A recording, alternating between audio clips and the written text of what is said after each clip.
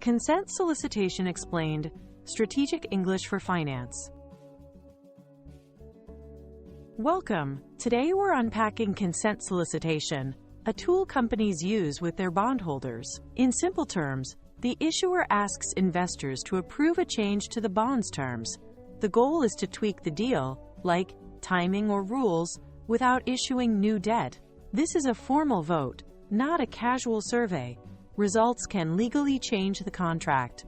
You'll hear it used in liability management strategies, where companies reshape obligations to fit current realities. Think of it as editing a contract by agreement, so the company gets flexibility, while investors evaluate what they get in return. Companies turn to consent solicitations for practical, money-saving reasons. They may want to reduce costs by lowering the coupon or cutting fees. Another common goal is to extend maturity, pushing payments from, say, 2026 to 2029, easing near-term cash pressure. They might also remove restrictive covenants, rules that limit new borrowing or asset sales, to gain operating flexibility. Crucially, this route helps them avoid complex, time-consuming refinancing, which can be expensive and uncertain. In short, it's a targeted tune-up instead of replacing the entire engine. 4 pieces make the process work. The issuer is the company requesting changes. Bondholders are the investors who review the proposal and vote. A trustee or a tabulation agent manages the mechanics, tracking eligibility, counting votes, and confirming results. The heart of the process is the consent solicitation statement. It explains proposed amendments, deadlines, fees, risks, and the legal basis for changes. Together, these players and documents create a clear, rule-driven process so everyone knows what's on the table and how the decision will be made. What do issuers usually ask for? First, to amend covenants. For example, easing limits on taking on new debt or making acquisitions. They might seek to waive past or potential defaults, especially for technical breaches that don't reflect real cash problems.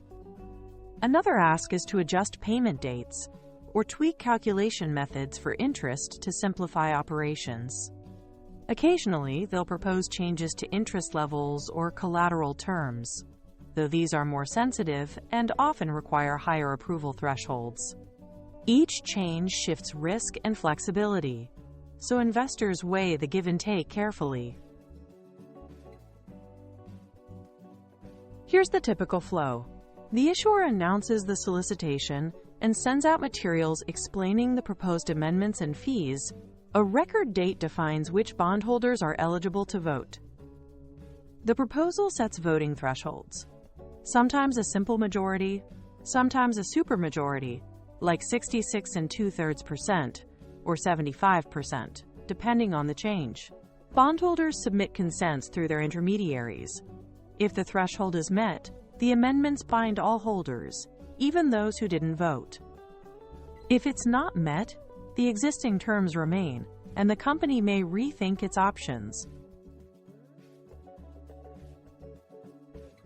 To encourage participation, issuers often offer a consent fee, paid in cash or extra interest, for voting in favor.